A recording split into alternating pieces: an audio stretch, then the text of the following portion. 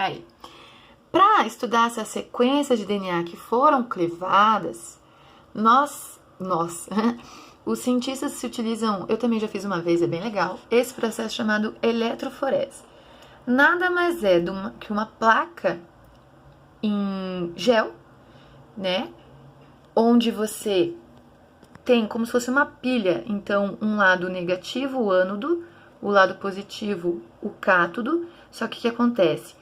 O DNA tem a carga negativa, então ele sempre vai percorrer até o cátodo, ou o contrário, até o ânodo, depende do peso molecular dele.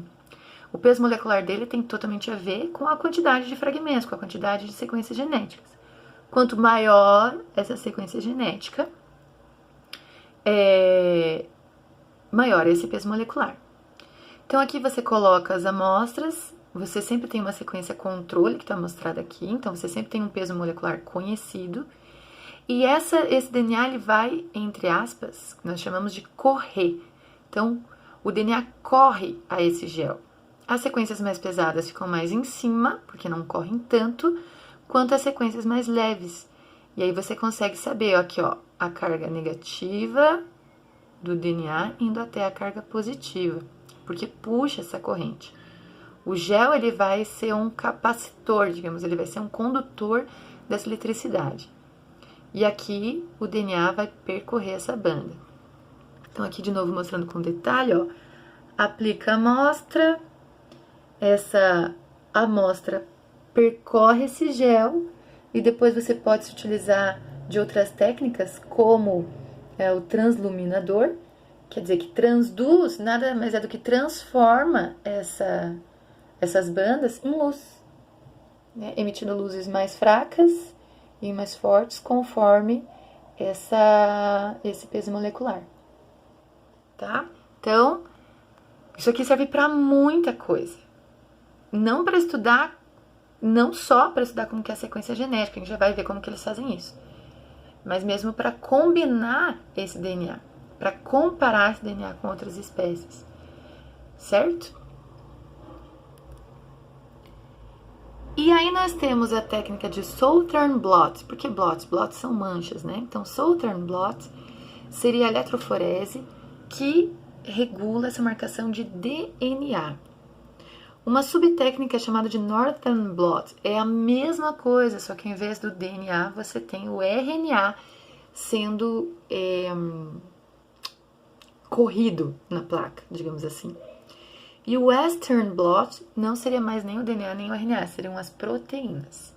Qual a técnica mais utilizada? Principalmente para técnicas forenses, o DNA, certo? Então quando a gente fala de suspeito, criminoso ou teste de paternidade, a gente está falando de DNA. Aqui de novo, né? Então veja lá, nós temos o Southern blot com as enzimas de restrição, porque está falando do DNA. Nós temos o Northern blot, que é uma fita única, né? Se nós lembrarmos. E nós temos o Western blot, que é o polipeptídeo desnaturado. O que significa isso? É a proteína quebrada, nada mais do que isso. Então, aqui você não vai mais ter, que nem aqui, uma sequência específica. Aqui você vai ter um anticorpo. O que esse anticorpo se ligar, você vai saber qual que é a proteína. Certo? Os resultados do Southern blot, que é do DNA. Olha lá. Fragmentos específicos, né? Fragmentos de restrição, amostras contendo fragmentos de restrição de DNA de forma específica e são mensuráveis através da repetição dessas sequências. Aqui do RNA, transcriptos, então, lembra lá, transcriptos, então a gente tá vendo o RNA mensageiro e pode também mensurar através da quantidade de expressão. Como se vê a quantidade de expressão? Você, de novo, coloca aqui uma expressão que você já conhece no início dessa fita. Cadê a minha setinha para mostrar para vocês? No início desse gel. E se essa banda for mais espessa, você sabe que tem mais expressão. Por fim, aqui, polipeptídeo pode ser mensurado, novamente, de acordo com o tamanho de cada amostra, certo? Então, aqui é uma imagem, né, que mostra essas técnicas, de novo, utilizando bioluminescência. Nem todas utilizam, mas aqui é outra técnica mostrando isso. Então, aqui onde diz, ó, PM é peso molecular. E a gente sempre calcula como kilodaltons. Então, é um peso muito pequeno, lógico. Né? De novo, porque do negativo para o positivo, porque o DNA tem sequências, ele é um fragmento negativo por conta do fosfato, tá? Aqui também, mais uma vez, aqui é a sequência que você conhece, né? Aqui tuas amostras, e como que elas vão percorrer esse gel. E aqui é quanto que essas sequências que você reconhece, qual o peso molecular que elas vão ter. Então, se vocês forem ver aquelas imagens, elas parecem impressões digitais. Cada DNA vai ter o seu, como se fosse assim. Portanto, elas foram chamadas de fingerprints. Desde 1985 que foi descoberto. Como? Eles estavam estudando um gene de restrição para mioglobina. Então, eles têm o DNA, com enzima de restrição, eles têm o transgene. Aí, eles passam isso por eletroforese.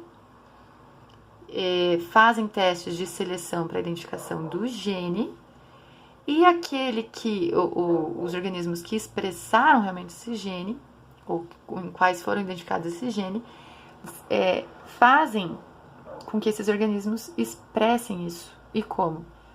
Fazendo com que o organismo sobreviva e se reproduza. E eles perceberam que as porções que codificam uma proteína no nosso DNA, ela tem um padrão de bandas muito específico. Varia pouquíssimo entre os indivíduos. Já as porções que não codificam nada, chamadas até então de lixo, tem um padrão de bandas exclusivo. Aqui diz que é variados números de nucleotídeos. Então, essas variações nucleotídicas, ou nucleicas, né, que conduzem ao polimorfismo. O que é o polimorfismo? Diferentes fenótipos, diferentes expressões dos genes. Então, além delas protegerem a porção codificante, é o que diferencia você de mim, mais do que as próprias porções codificantes. Então, vamos dizer assim, que entre a porção de um gene que eu tenho 7 repetições, outra pessoa tem 12. Ela tem mais fragmentos de nucleotídeos do que eu. Então, ela tem maior peso molecular. Então, se a gente fosse comparar na eletroforese, a banda dela ficaria logo aqui em cima, a minha ficaria um pouco mais embaixo. E aí que ela diferencia entre os organismos. Então, esses padrões de bandas das porções não codificantes, além de gerar diferentes tamanhos de bandas, elas não são não sofrem tantas mutações como as porções codificantes, porque é uma sequência repetida.